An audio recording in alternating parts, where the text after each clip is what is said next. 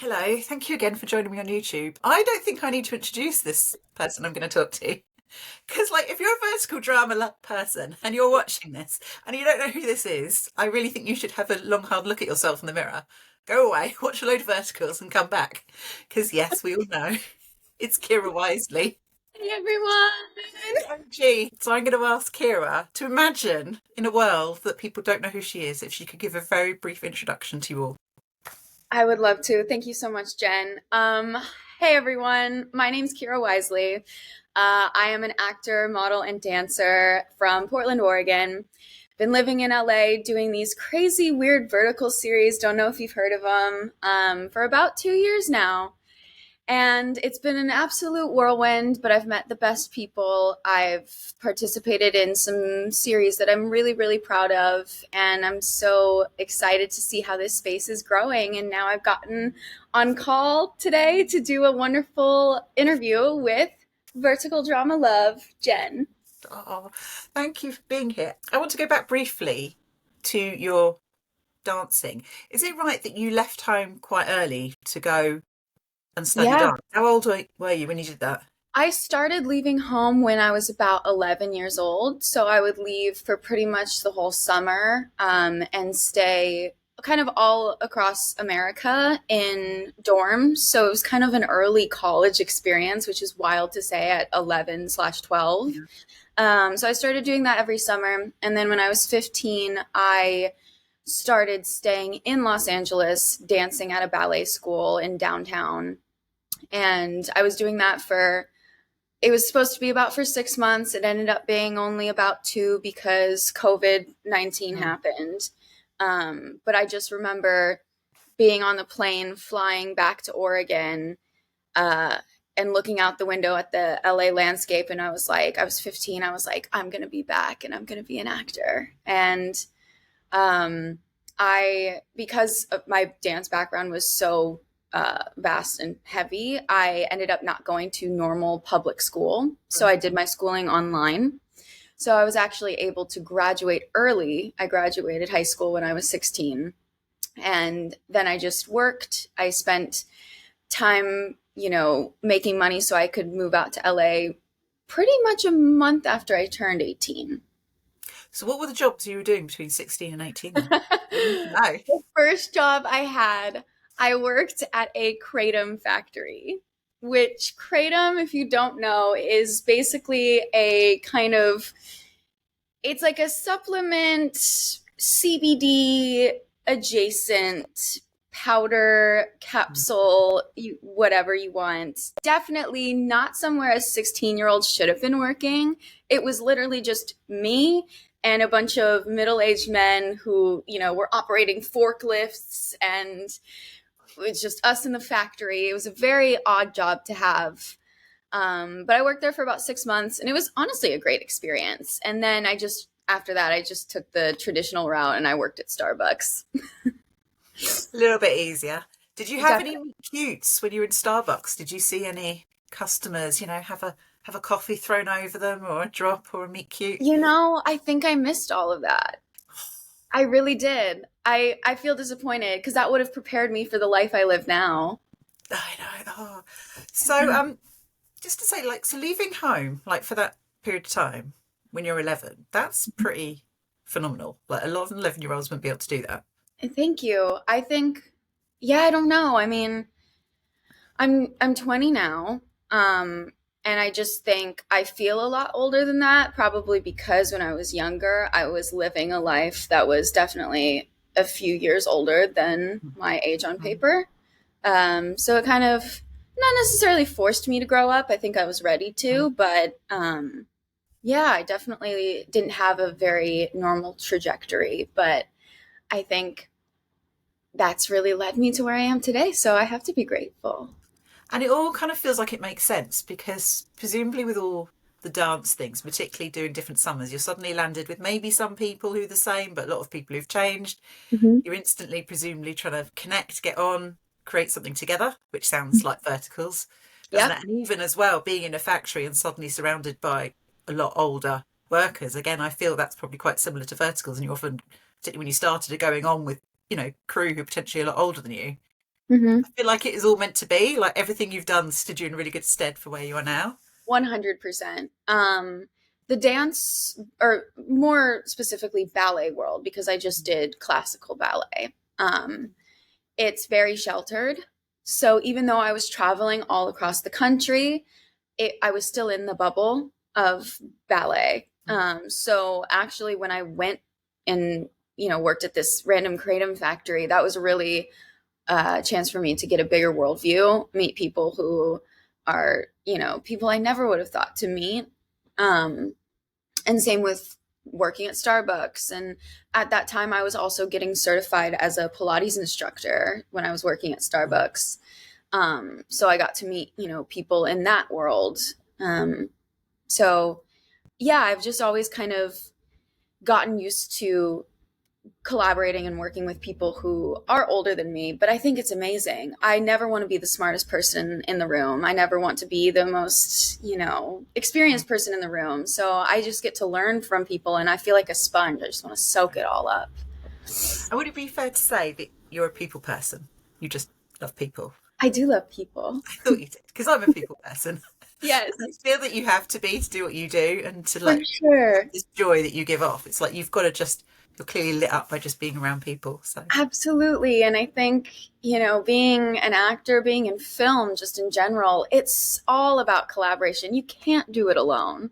It takes a village. So I think that's one of the most beautiful parts about it. Everyone has their job to do.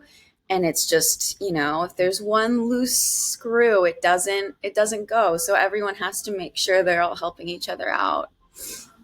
So your first vertical Yes. is Billionaires CEO Obsession, Yes. which was 2023. I was So 18 when I did that. which is, I think, in vertical terms, how fast everything moves. That's like black and white, silent verticals almost, isn't it? Definitely. Yeah.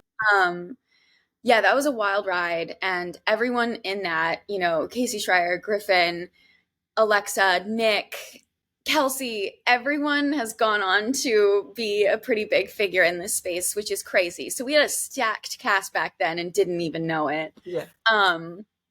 Yeah, that was crazy. I think, I'll be honest, I was such a small part in that production that I barely remember anything. Yeah. I think I was probably there 2 or 3 days, but I did end up getting really close with all of those people in that short amount of time. And then, yeah, it was definitely a different era in the vertical space. It was a lot more experimental. Right after that one, I went on to do a vertical called Let Me Go, My Queen with Ashley Michelle Grant, Matteo Della Puta. And it was like a gender swapped ancient Rome story. It was very interesting. So yeah, 2 years ago. Because, yeah, you say that, and that almost feels like that would be too wild for now. Yeah. Isn't it? That's almost like that wouldn't get made. Yeah. Which is a real shame. Yeah. As you said, that there was that experimental.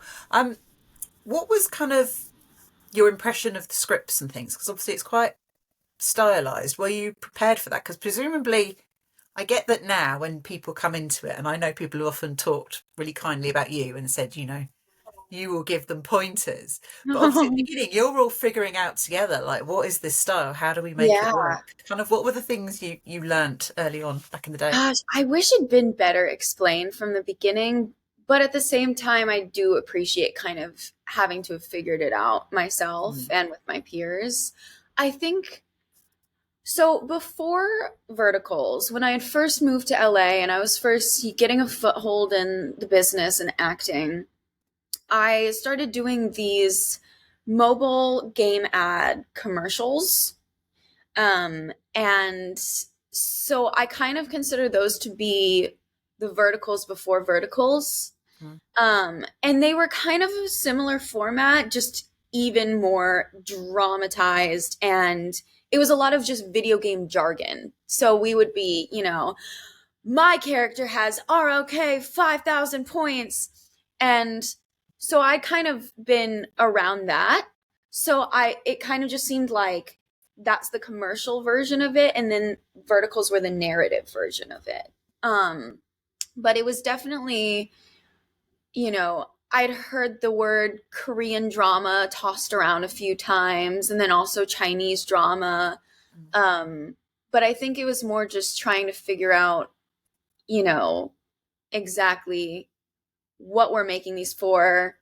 Because at the time we were so in the dark. But it was a just trial and error process. And with each production, even now, I am still learning and I'm still figuring things out, and it gets better and better each time. And I've seen that happen just in my performances. Like when I go back to watch old verticals of mine, I'm like, ooh, she didn't understand what this scene was supposed to be like. So I think that's kind of because I've done what I think I just wrapped my 28th vertical. So learning from experience in my eyes is the best way to learn, to get your hands dirty. I didn't really go to a lot of acting school. I took some classes, but um, I always say a lot of my experience learning acting was just through working. Mm. So you've made a lot of verticals. Is it right that you did a really long period where you were going back to back to back to back? Yeah, about last year. Okay, so how long were you working non-stop? I was working probably from April to September Okay, with little to no days in between. okay. How did Um, you manage that? I Is it think because you were young? I think it was one because I was young. I think I could still do it now. I just Mm. don't see the point of me doing it now. There was a time where I felt like I didn't have a strong enough foothold in this business, Mm. and I prior to the shoot in last April that kind of started this trajectory of bam bam bam bam bam, I hadn't worked for 3 months. So I was That makes auditioning for all so these much verticals. sense. Yeah. Yeah, and I was like, because I'd done a good amount in prior months, and then it all just stopped, and I had no idea what happened. So I think it was partially a fear response, but also, I once the ball starts rolling, it's good. But definitely by October, I was like, I'm done. I'm done. I can't do it. So I've found a better balance now, but I'm still so grateful for that time because, during that time, I think it was May that I filmed one of my most popular vertical series ever that kind of put me on the map. So I wouldn't change it for the world. Which one's that one, would you say? That one was From Contract Lover to Billionaire's Bride. Yeah. Yeah. And I know that you said that's one of your favourites as well. It is. It really is. I'm endlessly proud of that one, actually. What is it about that one that stands out for you? Because I could I tell you as a viewer, but I'd love to know your Yeah, opinion. I'd love to know for you as well after I say my Mm. spiel, Yeah. but I think it was just a culmination of a lot of things. I had already worked with my lovely co-star Jackson Tiller before then. We had done one so we filmed Contract Lover in May of 24, and we filmed another one, a vampire one, called Dracula's Kiss in December of 23. Mm. So I already knew Jackson and was comfortable with him. Production House 8, they ran things really well on that set. And our director, Evie, whom I love dearly, she was at the time actively graduating from film school. And she just did such a wonderful job. I feel like she really was invested in the work and wanted to have conversations with me and Jackson about like what do we think is going to be our game plan for this story and how do we tell it right. But I really think my hats are off to our editor. I think editing is just so incredibly important, especially for verticals, because so much of it is that punchy style of this happens, then this happens, then this happens. And a lot of that is within the edit because we don't film it like that. It's, it's kind of impossible to leave little to no breath between sentences and it's just bam, bam, bam. But our editor, Alan, who did all the editing for Contract Lover, he was also very close to the work, and he really loved Jackson and I's performance, and he did beyond the level he was expected to. And I think it was just everything kind of coming together and everyone just doing their job super well. I actually kind of enjoyed the story too. It was a darker story, but it allowed me to have more of a grounded performance to it in a way that worked. Because I would say it's really interesting what you said, because one of the things that struck me in that one is it felt like there was more time. Yes. There was time for you both to just lean into what you're saying and the emotions in each scene, but done well enough that it never lags. So you're never like, oh, I've lost interest now. Probably partly because of the performance between the two of you, and obviously it's magnetic. Exactly. But yeah, I think that's why it stands out and because you must have this when you make them, but definitely as fans, quite a lot of them will just merge into one thing. Yeah. And I'm talking to people here, they're like, yeah, the roles kind of merge sometimes. Whereas I Yes. think the ones that stand out are like that. If the story was a bit different, I felt like you had more time with both of you. I think they're really amazing performances, and both of you are really nuanced. Yes. Thank So you. yeah, it's really interesting that I think a lot of people want a sequel, though. You know that, don't you? I know. That's That probably was a the most requested big sequels, thing. that one. I know. I wish I could say that it's going to come, but I don't think anytime soon. It really just depends on the app. And some apps are down with sequels and some are not. They typically just don't perform that well because the retention for verticals is iffy, you know, But the just retention of the putting it out audience. there is probably the most requested one I get when people talk I about it. know. I Just know. whoever's watching. I Um, know. I would absolutely love to. I mean, it's a Chinese story. It's hmm. Chinese writing, and I think they even filmed it all in China. And there is a part two that's written in, I believe, Chinese, but There, it right. hasn't been brought over here, translated, Okay. anything like I'm that. feeling a mission. If I go to China, I learn Chinese, I translate it, I bring it back, I find my billionaire, we make the thing. It's all fine. I'm on it. There Leave we it go. with me, You Kira. brought I'm on it. it. Jen to the rescue. Okay. I just briefly want to touch on, because obviously I feel like you play a wonderful range of roles. So you've got roles like that where they are really dramatic and emotional and moving and vulnerable. And then I think a lot of people love you when you lean into that lighter side, and you're Yeah. kind of, the sort of grumpy sunshine trope. You're Yeah, I very good love at the grumpy bringing sunshine the trope. sunshine to Yes. different levels. But also, I don't think you're recognised enough for being a pretty scary villain, because I think you're very good. So one of my favourite ones is you as Fiona in I think it's Fated Vampire, isn't it? Which is Yeah, it's fated you, to my you forbidden vampire on are real really short. mean to poor old Brooke Moultram, but you I do it so well. I'm kind of rooting don't for want to you. be so mean to her because she's just so sweet. Oh my gosh, but we had so much fun doing that. Yeah, I kind of love doing villains in micro doses, of course, because villains and verticals, we all know they're pretty much one note. They don't have a Mm. character arc. They're there just to wreak havoc on the main relationship, and then they dip or they go to jail or I don't even know what they do. So but I think they're really fun because you can just lean into the dramatics, and you get to just be a psychopath just to be a psychopath. And I think Fiona was actually really fun for me because I did get to really lean into that because she was pretty psycho. As far as villains go, just in general for verticals. Um, and we had a wonderful director. Her name was Ira, and she loved what I did so much that she ended up bringing me back for another vertical, but it was like a rom-com, and I'm like, where did you get rom-com from my psychotic performance? But I'll take it.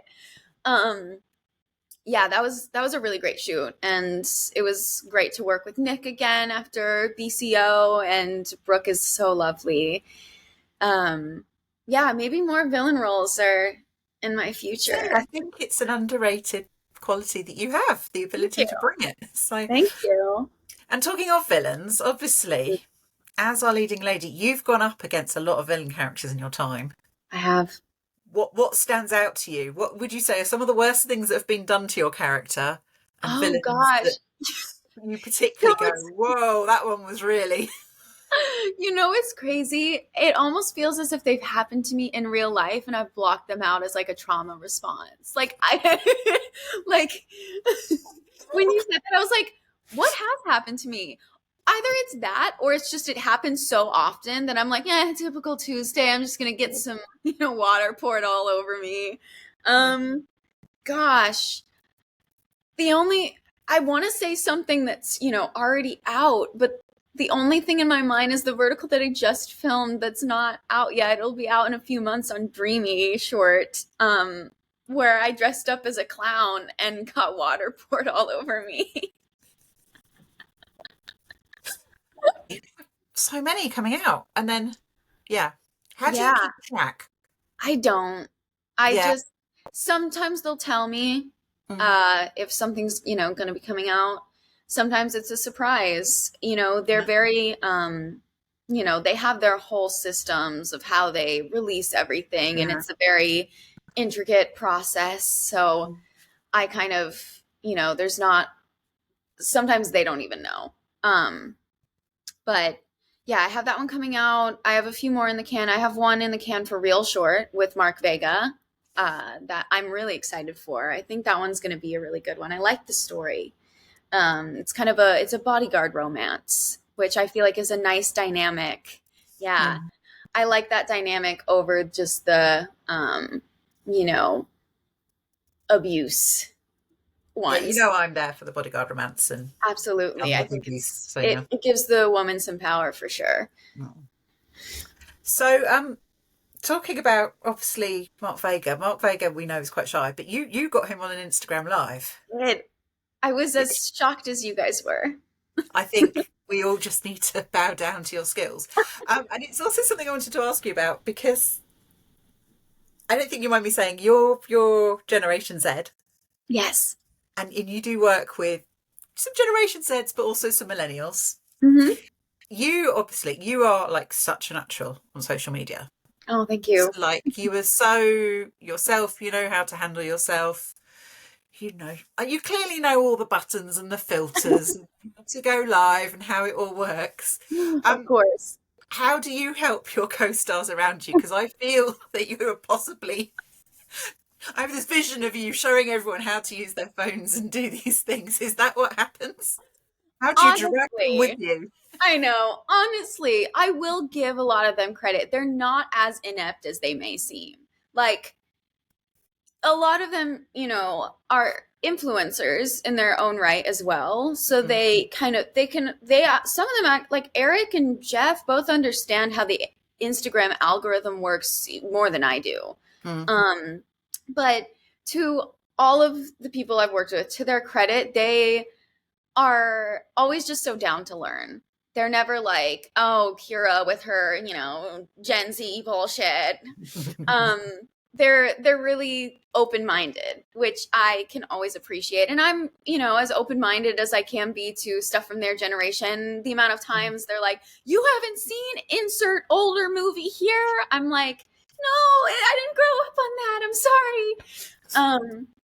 So yeah, it's just again like a teaching process. It's I've talked about how I love learning from people who have spent more time on this planet than I mm. have. But it's always nice when I get to teach them a thing or two. And I'm like, yay, this can go both ways. But yeah, no, everyone I've worked with is just so sweet, and they don't treat me as lesser than just because I'm a few years younger. They, just it's not my fault. I was born a little later. Also, I think you're in a quite interesting dynamic as well. Is actually, I imagine in most things, you're the most experienced vertical actor on set in a Mm, lot of situations. So, yeah, yeah. I definitely more and more I love seeing newbies come in Mm, and you know them trying to figure out what on earth is going on and getting to do what I wish had been done mm. for like us older actors at that time of like, okay, so it's basically a soap opera on steroids. But yeah, it's always a good time. So you've worked with, I mean, people know you've pretty much worked with all the biggest names. So, and more than once. So obviously you've worked with Casey Esser, you've worked with Jared Harper, you've worked with Eric Gourmet, you've worked with Jeff Violet, you've worked with Nick Ritacco, you've worked, I mean, we could just go on, couldn't we? Yeah. Of just, that. And I feel bad that I'm not naming actresses, but I would say you've pretty much worked with, you've worked with Thatcher Michelle Grant, you've worked with Kelsey Maskell, have you worked with Grace Swanson? No, I mean, I think the problem with a lot of us actresses is, we most of the time are playing leads. So Yeah. unless one of us takes a supporting role, we're not going to work together. But I'd love to work with Grace. So what I'd love to know is, who do you rate who's coming through? And who are you like, oh, I'd really love to work with them? Like, could we have a project together? That would be fun. Well, I've been wanting to work with Noah Fernley for ages. We just have never been able to make a project, the stars align. So hopefully that can come soon. And I've also been seeing a new name in the space, Cayman Cardiff. He seems great, and I've heard wonderful things about him. So I think that we'd also be a hoot on the screen and also just on set. Brilliant. Yeah. So I need to talk now about Seducing Mr. Sterling. Yes. When we're filming this, that came out. It was only last week, wasn't it? Feels like it's been out so much longer. It's been out for a week now. It's very, very good. Thank you. So if people haven't watched it, it's really good, and I think it's already gone straight in on a lot of people's favourite Kyra Wisely verticals and also Eric Gourmet verticals. Do you have a sense when you're doing it that this is like, does that come across like when you're doing it of like, this could be something special? Yeah, I would say usually not, actually. I mean, for example, for Contract Lover, I remember really enjoying it on set, but I kind of didn't gauge how it was going to look because I think a lot of it was done in post-production too. It was a good, original material, but I think the edit really boosted it up. For the first time, I think on set, I was constantly thinking, this is going to be a good one. This is going to be a really good one. And I knew I would be proud of Seducing Mr. Sterling.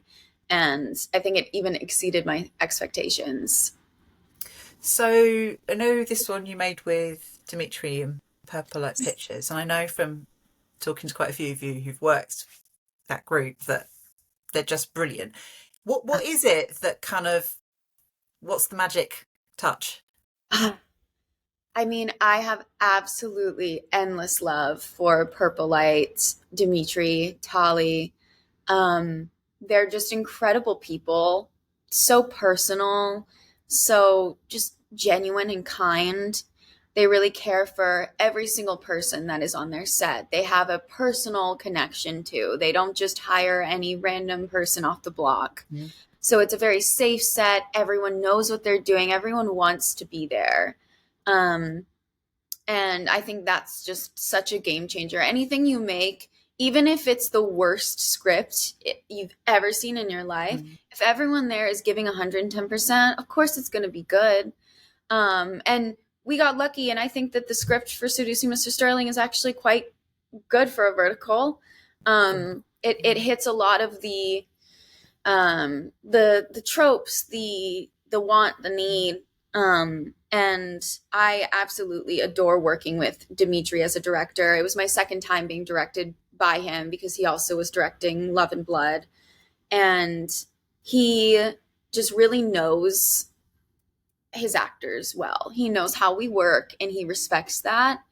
And he does a perfect blend of giving really great and nuanced direction that helps us as actors, but also gives the platform the performances they need from us. So I think he's really mastered that. And I think also it was my, third time working with Eric.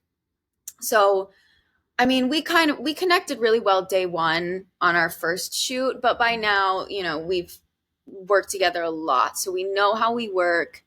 And so everything was just easy. There was never any, second guessing anything. And it all just came together really seamlessly. And I think it really shows on screen.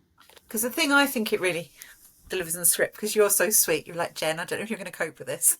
I know. I was like, it's a really steamy one. We I know. don't love steam. What I don't like is steam that doesn't drive the story forward and Yeah. is gratuitous Yeah. or violent steam. I don't like, but that sounds like I've got a thing against kettles now. But anyway, you know what I mean. Um, but what I think it works really well is that obviously I know viewers want that and it delivers that, but it's also got some really beautiful romantic moments. It So does. like the fact that like when he goes to find your character and she's in, I need to actually come back to that scene, but when you're in that room Hmm. and obviously, and what I love about that is she doesn't immediately go into claustrophobia. Yeah. That's what I love. She's not immediately in that mode. She's trying to get out, and it's quite Mhm. a. I mean, you give it a good go with that screwdriver. It's a Yeah. valiant attempt, and that's what I really like. That it's not just instantly weak. You know, Yeah. it's only eventually after you've genuinely tried everything that Yeah. then the fear takes over. So I loved that, and also that then obviously he comes to find her. But also Yeah. I do love, and I've went on about he moves the boxes, and that's really He romantic. does move the box. It's And very I cute. realised that my husband used to do that for me in retail That's so sometimes. sweet. It's like, Oh, it's, I love that there's a lot of like, boxes in your life, like that is top romance. Never mind anything else. I would agree. I want someone to move my boxes for me. So yeah, but that's Yeah. why I think it's so nice because it delivers to fans who want both, Yes. which is really really lovely. And then I think there's some really beautiful like emotional performances. Like I think the scene where Mr. Sterling basically thinks he has been betrayed Hmm. and completely like at the desk loses it is like I Yeah. think that's one of Eric's best ever Yeah. moments on screen. And I then also agree. Seeing that in real life was crazy. I jumped. yeah, I can see it. It's just such a controlled like outburst. And then Hmm. you have these astonishing moments as well where you can see the internal struggle. I Hmm. don't want to do this. I don't want to do this. I don't know what to do. Yeah.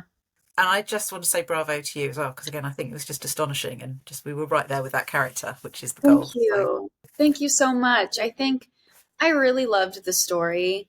I I think I'm always going to love and appreciate storylines where the woman has agency.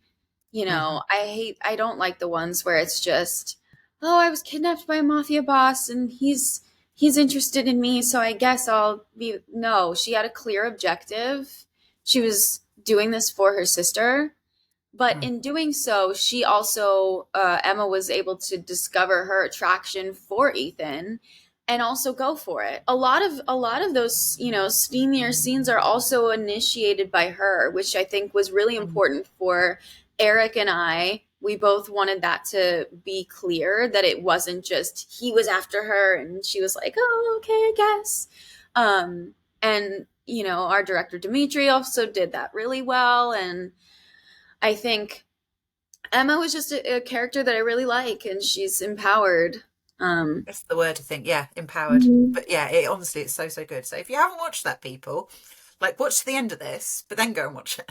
yes, It's so so good, and it's on Drama Box, I think, isn't it? it That one. is. It's on Drama Box. It's Drama Box. Um.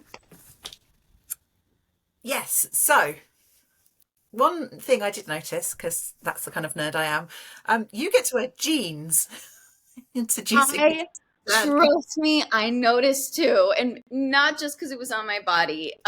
Yes, the costumes. Let's talk about the costumes in Seducing Mr. Sterling. Absolutely one of my favorites. I think my top two favorite costumes for any vertical I've done have been Seducing Mr. Sterling and then also 100% Destined for Your Love. Mm-hmm. I think that one's on Good Short. Um, yeah, I truly could not tell you why in almost every vertical the apps are insistent that the lead female character dresses like a 90-year-old secretary from the 70s. I don't know. Like I say all the time on set when I'm in, my ugly blouse. That's like I don't get it. I really don't. I'm standing there. I'm very pale, as you can probably see, as you've seen if you watched any of my series. I'm a very pale woman. So it just grinds my gears that they force me to wear clothes that basically just look like I'm standing there in my birthday suit. I'm like, if they give me like a nude dress, I'm like, guys, from far away, it looks like I'm wearing nothing. This is an exact shade match to my skin. And then I'll see the villain girl come in looking like a freaking goddess. She's got, incredible makeup, like a beautiful red dress. And I'm like, you know what? If I was the male lead, I'd pick her too. At least she can dress. Like, what? Yeah. She's a bitch, but she cares about her appearance. Like, They do get the best. I don't understand. I really don't. Molly Anderson and I are like the biggest haters of all the wardrobe that we get. We're like, we will sometimes send photos. We'll text each other when we're on set and we get a particularly bad outfit, and we text each other and we're like, look at this shit. Get a load of this. And I think some of it comes from, because I've come from like Chinese and Korean dramas, and I think some of it is from some of the Chinese fashion styles, because that kind of Chanel suity thing I know is sort of pretty big there. And actually, weirdly, it's coming over here. It's like you can shops here now, you'll see it. Yeah. And the blouses, but yeah, I see what you mean. That particularly for you, I think there's the really unsubtle. Oh, she's the heroine. Let's put her in pastels and whites, and actually that's not your colours, is it? What colours would you wear? What are you? I would wear jewel tones. I have blue eyes, so I look really good in like darker blues, navy, even royal blue. If I'm going pastel, I think sometimes like a minty color can kind of work. But I will say in 100% Destined for Your Love on Good Short, I was in some pastels in that one, but it was pastels that worked with my coloring, with my complexion. It wasn't just, off-white. But quite hard to look good, I think, yeah.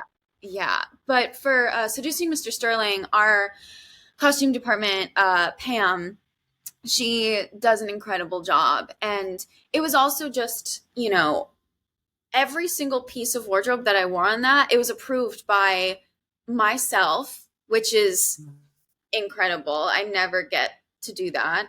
Our director, Dimitri, and Pam. So it was a 3-person job. And it was really important for Dimitri to make sure that anytime I was on camera, I felt comfortable with what I was wearing. And I think that changes everything so much too. I mean, the amount of times I have been on camera feeling like I look terrible, because I probably do.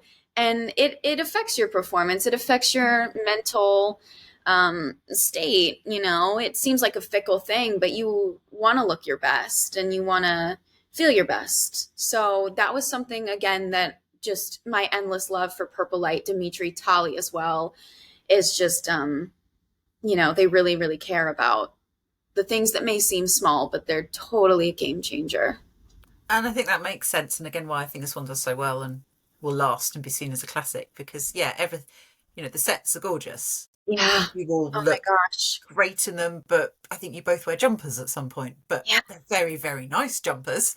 Yeah. But you're wearing jumpers. It does look fantastic. Yeah. Our set designers were really, really good. Linda and Dan, they're incredible. So now I have to talk to you about something which, if people had their way, would have been in the awards, even though it's not even out yet, which is Love and Blood. Because obviously it's my favourite thing out of nominations, and I'm like, I know. It's not out. No, to be fair, if you watch Love and Blood, it will clearly be the best thing ever, and it will win. So there you go. So fine. To be fair, when I saw that there was an ensemble category, I was like, dang. I mean, the whole point of Love and Blood is, changing the fact that there aren't a lot of actual true ensemble verticals. So I think it was a hard category for sure.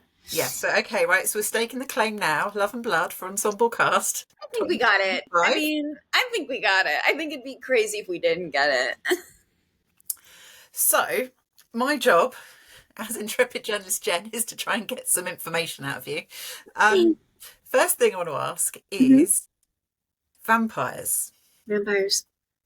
So some of your colleagues have werewolf experience, but I don't think anyone in that cast has the vampire vertical experience that you have.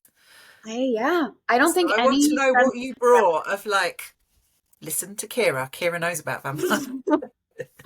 Well, first of all, I was like, basically I can't ever get a fake tan because then all of my, marketability will be gone. I think I have done either 5 or 6 vampire ones, Mhm. including Love and Blood by this point, and I don't think any of my co-stars on that had even done one vampire one. Mm. I could be wrong, but I'm pretty sure they Mm. hadn't. Um, I love vampires. And I think that was a big part of why we wanted Love and Blood to be a vampire story over a werewolf story. Vampires are the perfect blend of not boring just CEO stuff. We get the supernatural aspect of things, but I think when you go werewolf, that's when things can start to get a little weird. Mm. Because I'm like, oh, I really don't want to be calling everyone like alpha. Um, Mm. so it's a perfect blend of the two.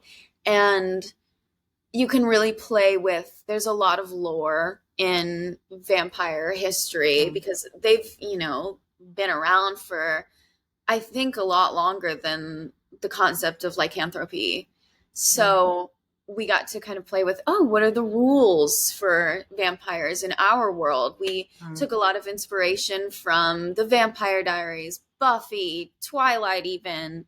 Um, and all the rules are different across those 3 vampire projects. So, yeah, Who's your, I'm who's your excited. favourite on-screen vampire? My favorite on-screen vampire. Vampire Ooh, character, not including Love and Blood. oh, not including Love and Blood. I really like Catherine from the Vampire Mm. Diaries. I think she's really cool. I mean, 500 years old, lives. That's something I think is so cool about vampires Mm. too, is just the aspect that they live forever. Oh my gosh, I would want to live forever. I Mm. think, I'm 20, so I feel like I haven't even started experiencing life yet, but a part of me is like stressed just because of the sheer amount of things you can do in life. You can live, I wish I could live 1,000 lives. A big part of me, I love this vertical space and acting in it, but sometimes I wake up and I'm like, what if I just got a job on a cruise ship as a dancer and just traveled the world and got paid for? What if I did that? What if I just dropped everything? So the concept of being a vampire and getting to live however many lives you want, I don't think I could ever get bored. I have to ask. Okay, I'm trying. With your, do you bring the? I guess because some ways that sometimes vampires go is the kind of the guilt, isn't it? Yeah. It's a sort of sadness. Would you say that that's in Love and Blood? That kind of, Hmm. or is the tone more? This is me desperately trying to get something out of you. I would say there's a little bit of both. Yeah. I think some of the characters do have a lot of guilt, and I think that's Mm. where I think the series does a really good job pulling at your heartstrings. Mm. Definitely, and it makes you feel for characters you wouldn't expect to feel for, I think. Um, and as far as like just cold and calculated characters, again, that's what I love about Love and Blood is I don't think any character is one dimensional, you Mm. know. And also, at least in my eyes, I don't think there are. I guess there's the good and the bad side, but there's just so much nuance on both. You could kind of root for either.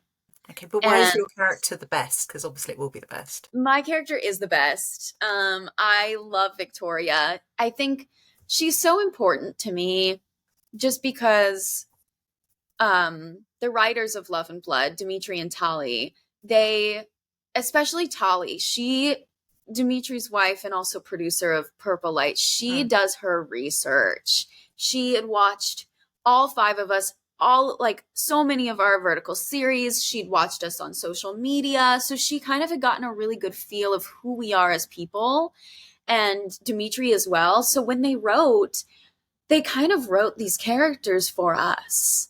Wow. Yeah. And that's dream So scenario, isn't it? I mean, I that's know. absolute dream scenario. Right. It Yeah. really is. So I remember when I first read the script, I cried because I was like, this is a character that I can really relate to and feel for.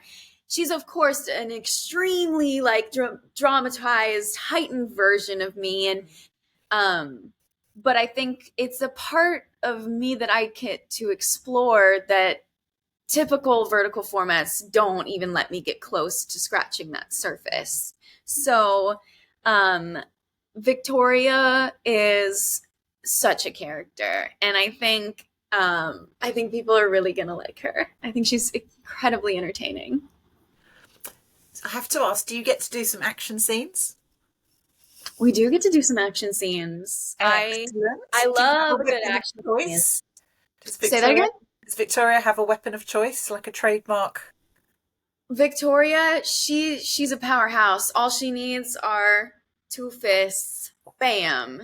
I love it. I She's don't even need an strong. accessory. She's on it already. Okay. She's a strong girl for sure. Yeah, Victoria doesn't really. She's definitely more on the feral side, I'll say. She's less of a controlled Yeah. person. Thank you. You've been very kind because I know I'm prodding. Oh So my you're gosh. making me No, feel it's so bad. great. That's amazing. So what other future? Actually, that's what I want to ask you. So I know that that was filmed in Mexico, Yes, and obviously you filmed in Lithuania, didn't you? I did. I filmed The lovely one with Jeff, which I can't remember his name, yes. but Yes, Destiny had other plans. It's a sweet little rom-com. I'm actually really proud of that story, and it's just so normal. I love Jeff's character in it. He's honestly a really good male lead. You can fall in love with him really easily. yeah, no, I think he's been amazing this year. Yeah. There is an argument that he's the best alpha werewolf out there with his Jeff is? billionaire alpha. Don't let me go. Yeah, who did Wow. that one? There's an argument. He's replaced the other one that we know. Oh my goodness. They got to battle it out for the I title. know, yeah. But where else would you kind of like to film? Are you actually, because obviously I know some people are going to China to film. There's options in Yeah. Turkey. Like, Yeah. would you love to combine the travel as well? Oh, absolutely. Yeah. I mean, just this year I've gotten to go to Lithuania. I filmed in New York for the real short one that I did with Mark. I filmed Seducing Mr. Sterling in Mexico again. Um, this one that I just wrapped was actually my first project back in LA since November of last year, which is crazy. Yeah. Um, Gosh, I mean, I was supposed to go to Turkey last month. For I was going to do a few projects there, but it ended up not working out. There were just some political protests Mm. and stuff going on, Mm. so we felt it was unsafe. But I would really love to go to Turkey. Never been. Looks incredible.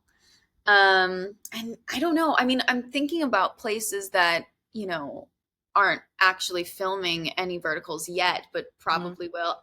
Wait, I'd love to go to London for a vertical. I've never been. Go. I oh, I want to go to the UK just in general so bad. I love the rain. I love the cold. I love just that whole dreary. It's so romantic to me. I hate the sun. I burn in it. I'm a vampire in real life.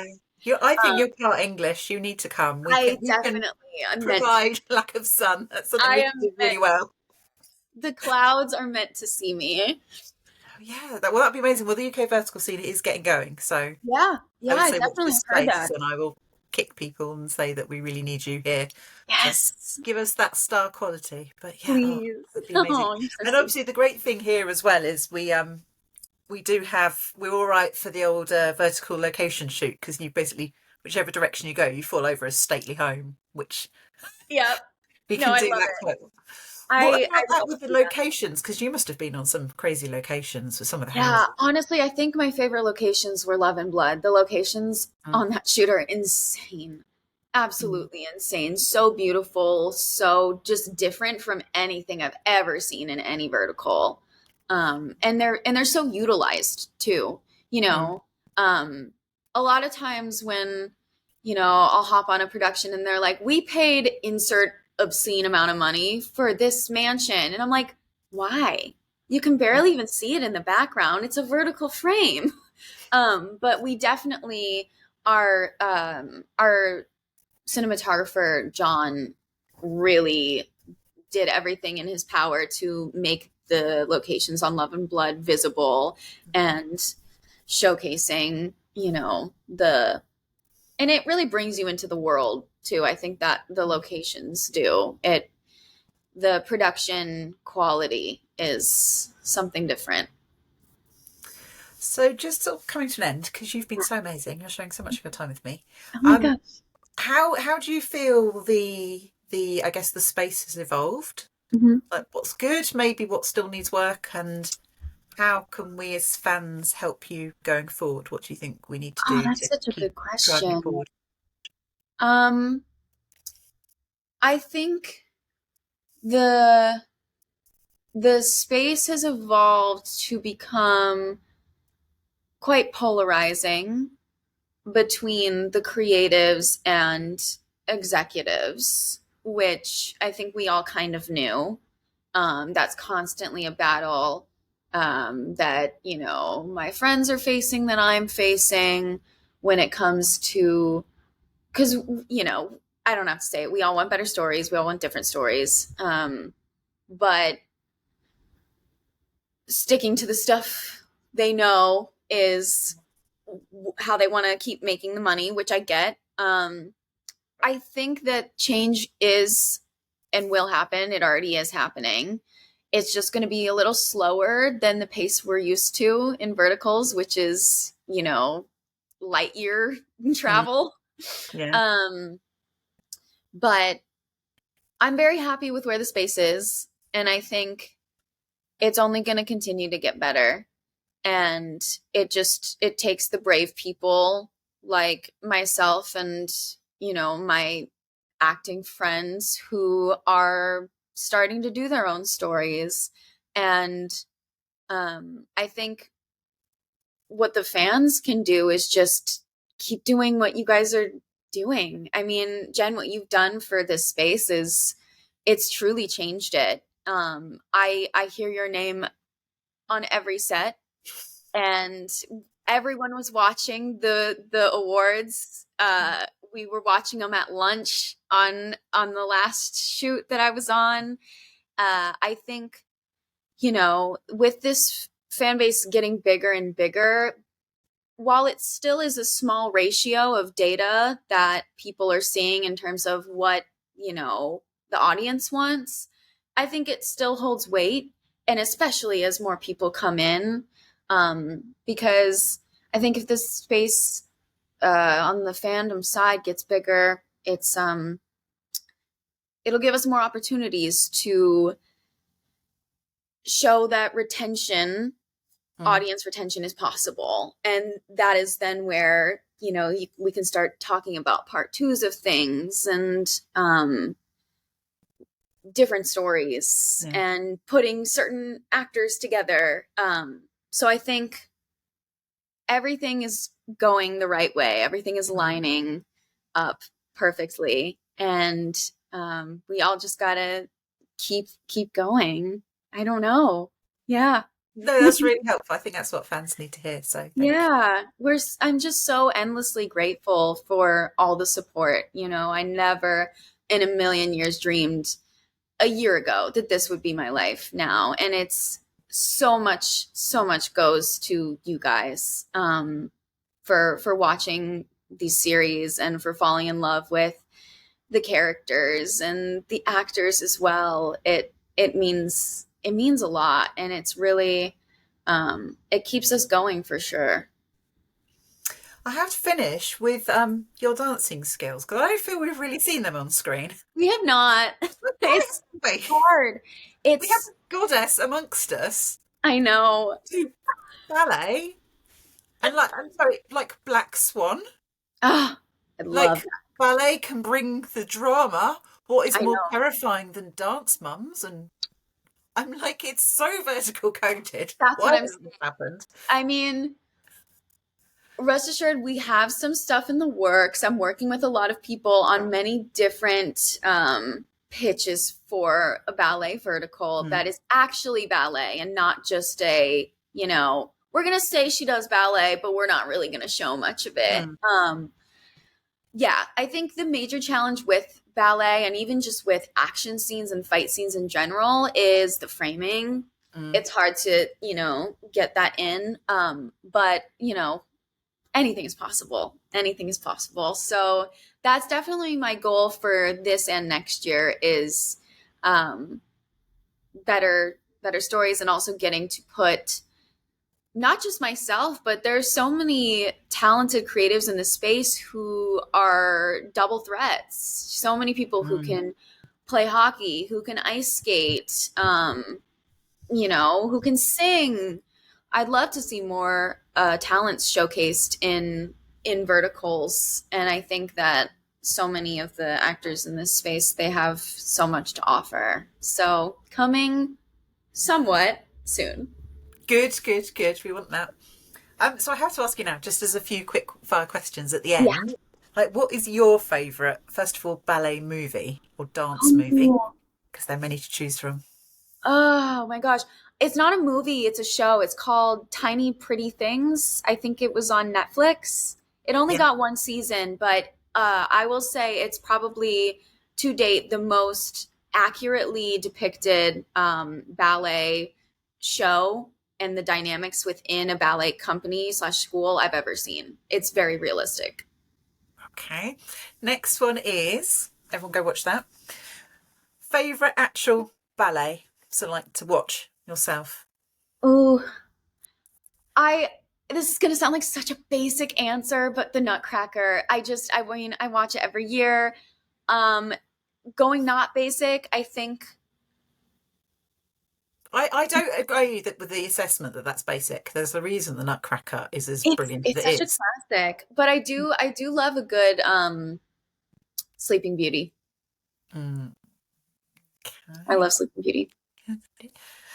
This is very good. And now I just want to ask you, who's your favourite male lead? Who's my favorite male lead? Yes, oh, in and try and lure you. Oh no, that's such a hard one. I can't choose. No, I know you can't choose. I'd try. I thought I'd see if I could distract you with the ballet. I wouldn't make them all for so many different reasons. They all have so much to offer, and they're all so different. And I like it. It's a different experience working with each one, Obviously, there are ones that I've worked with more. Like, I've worked with Eric 4 times now, and I adore working with him so much. And it's great when you work with someone multiple times, because then you can really figure out how each other work. But then it's nice to work with someone you never have before, and you can, every time I work with someone, even if I've worked with them before or if it's my first time working with them, I learn something new about myself and I grow as an actor. So that's kind of also what I love about this space, is that you do one project and you're done. I have crazy ADHD, so I don't like doing the same thing over and over and over.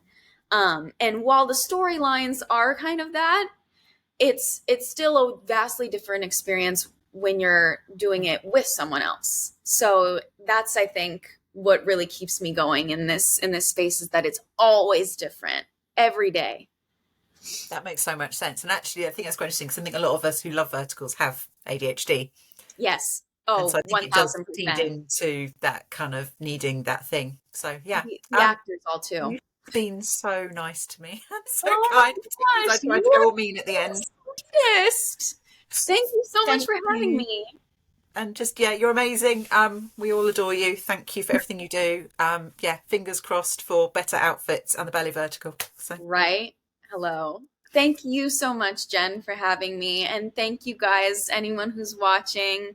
I appreciate everything you and the fans have done so much. And 2025, better outfits, better stories. We got this. It's coming. It's all coming.